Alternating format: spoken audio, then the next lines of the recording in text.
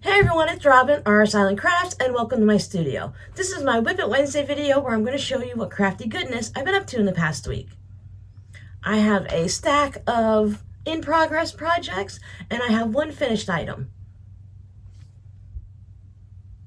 I finished the Santa tote for a customer, and I popped it in the mail, and it's all flying off to them, and I don't have it here to show you because I forgot to record it before I put it in the package. I was in such of a rush and so excited to get it out to them before the holidays came that I forgot to record it. But you guys have seen them, so you know what it looks like. We worked on the foundation paper piecing.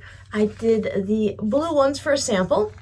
Now, the reason I was showing you guys this is not because this block needs to be done this way, because it really can be done easily without doing the foundation paper piecing. But this block is a really simple way to learn how to do foundation paper piecing, which is a lot of words to say. I think you see it a lot as FPP.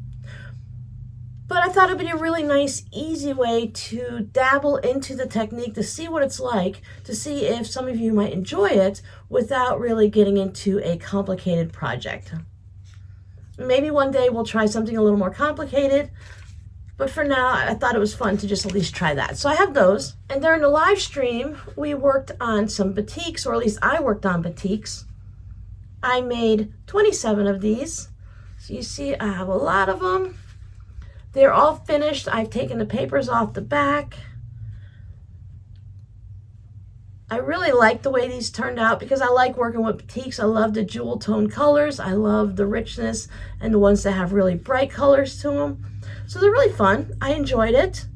And these, of course, are going to turn into a tote bag because what else? It's really what I'm into and I enjoy it, so why not keep making it?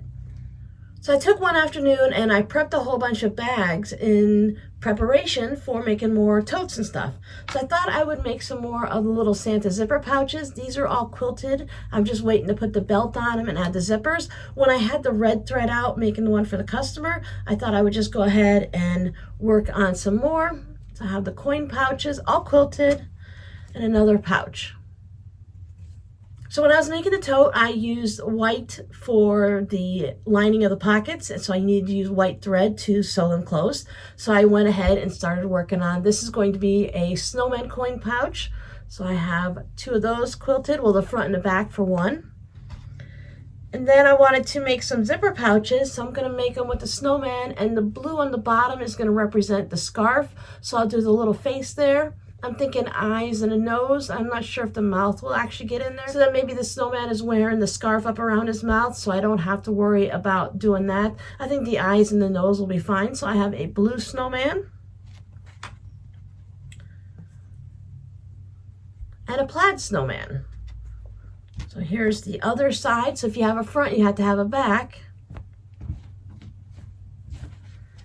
And the same thing with these. Now I went ahead and used the white thread and did the matchstick quilting going north and south on the snowman portion. And for the scarf, I'm going to use matching thread and I'm going to go in the east and west so that it's going to be quilted differently, because I didn't want to do white all the way down, and I like the way the contrast on how the quilting is going in one way.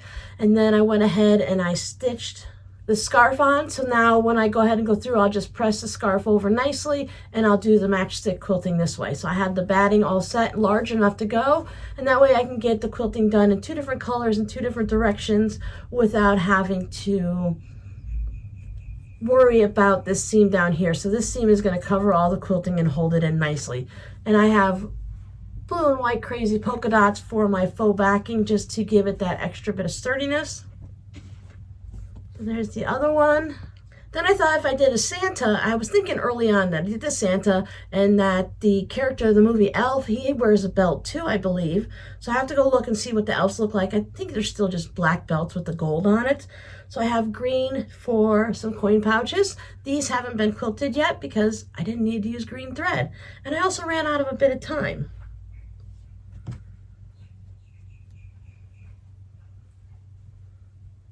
So when you're doing the quilting, it's easy just to put the two of them together and then quilt it just up and down, so you're doing both at the same time.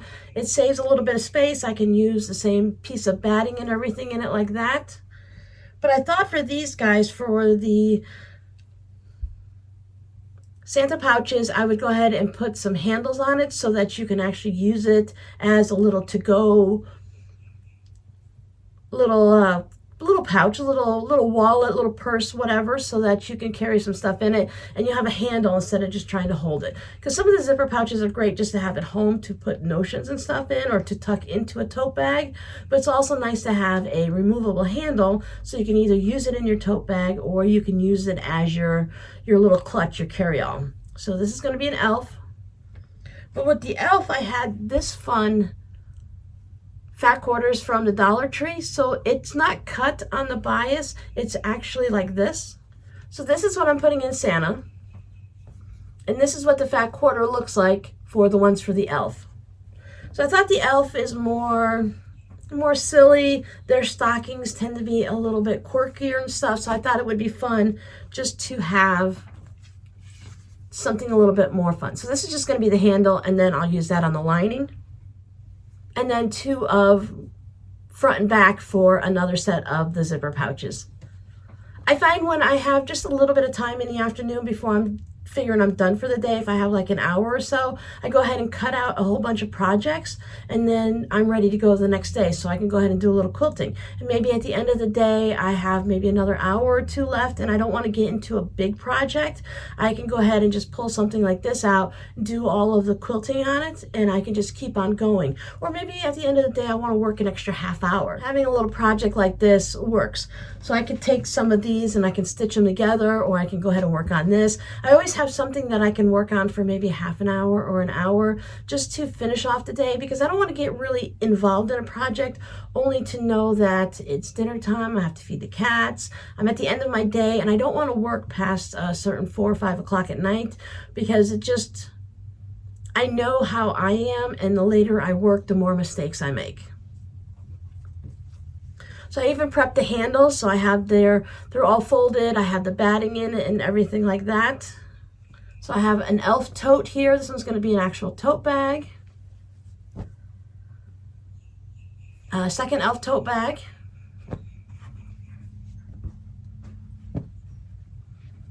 And then a Santa bag.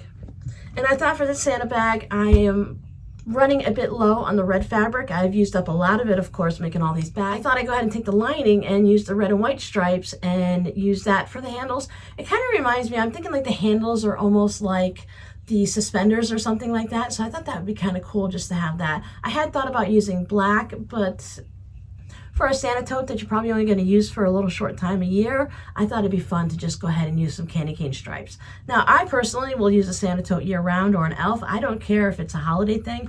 I look at it as a novelty thing. So while I might want to use it just during the holidays of the month of December, a little bit into November, I also don't have a problem pulling it out for like Christmas and July. I think it's just kind of fun to have a tote bag for all the seasons and a tote bag for year round. So that's what I'm going to continue on during the week, and I'm going to work a little bit on this. But we are coming up to the U.S.'s Thanksgiving, which is on Thursday, November 25th. So I have to also schedule in some time to prepare some things. Now, what I've been doing now, since it's just myself here after Rob is gone, I have been making a big Thanksgiving dinner for myself. The first year, I didn't really do too much, and I just had a couple little things. And I realized that I went to my kids for Thanksgiving, and we had what we had there, and I think we had like a chicken or something like that, because they don't want a lot of leftovers, and they just eat one meal and then they're done. So we had something like a chicken, or I think we had like steak for Christmas one year and stuff like that. So it changes up a little bit. But I come home and I'm used to having leftovers for days.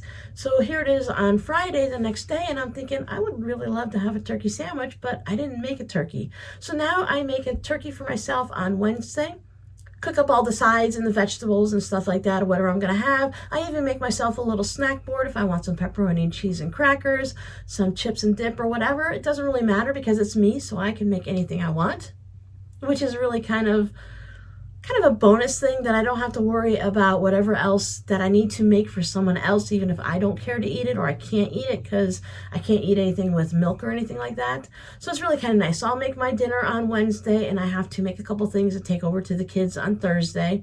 This year we are having a smoked turkey breast from Mission Barbecue, where my daughter works, so she's doing a special one because of my food allergy. She's going to be able to make it special, got permission from the bosses and all that, so they're going to be able to do that. They're giving everyone out turkeys and stuff, as a lot of businesses and restaurants and stuff will give turkeys out to their employees, and Mission Barbecue is doing the same thing, but she asked special permission instead of a turkey if we could just do the turkey breast, and they said yes, so that's really wonderful. So we're going to have a nice turkey breast with all the fixin', and because that's the only thing the kids want is the breast, and they'll have that for leftovers for a couple days. Me, I take the dark meat and I save it for fajitas. I make soup out of it and all that. I'm going to make some turkey broth out of the carcass this year, so I'll have my refrigerator and freezer filled. I'll be good all the way through till Christmas. So I'll just sneak the sewing in between the cooking and the shopping and stuff, which is really fine because if I'm cooking at home, the kitchen is right over there, so I can get things ready, come back here. If I'm not even going to be doing anything like on a stovetop. I really love using the Instant Pot. I have a different off-brand, I have a crock pot brand, so I found it's really great for cooking like the butternut squash and things like that. And if I'm gonna make whatever in there, it's just throw it in there and I can forget about it, come in here, work for a little bit, 20 minutes later I go back out there and take care of it. My kids really love that bread that you make in a Dutch oven, that you make it either the night before or you can make it in the morning and you let it rise for a while. And I don't remember, I think I remember it's either on this in the pan or in the fridge or wherever, but you let it rise for many, many hours, 12 to 16 hours. Then you cook it at a really high heat in the oven, in the Dutch oven, and it gets really crunchy and crusty and everything. They really love that. So I'll make them a loaf or two for them, and I'll make one for me because I like it too. And then I won't have to cook for the rest of the week. I won't have to cook for another 5 or 6 days. I'll put a bunch of stuff in the freezer so that I can just pull it out as I feel like it, because after about 4 or 5 days, none of us want to have Thanksgiving dinner anymore. Now with Thanksgiving here in the USA, that means Black Friday is the next day, and then we have Small Business Saturday and Cyber Monday and all of that stuff coming up. So I do have a sale in my Etsy. You can find the link for it down below.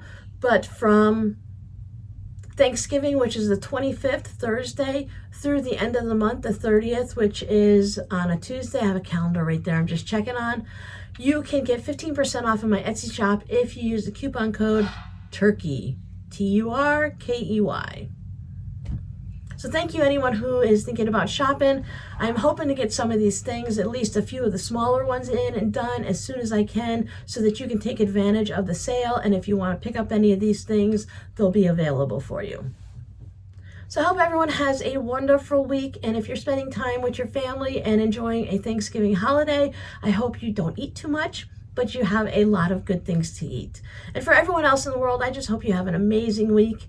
I imagine with online shopping that you have the same opportunity for Black Friday. Just because you don't celebrate Thanksgiving doesn't mean you shouldn't celebrate and take advantage of the shopping season. Remember, they're saying to shop early this year because you might not be able to find what you want now, and you won't be able to find it just a week or two before Christmas. So if your code word for this week is going to be family, because for us right now at this time of the year, it's all about the family getting together. It's really wonderful that many families are going to actually be able to get together this year, and they weren't able to last year. So I hope you guys get to spend some time with your family, eat some good food, and I'll see you guys next time. Bye.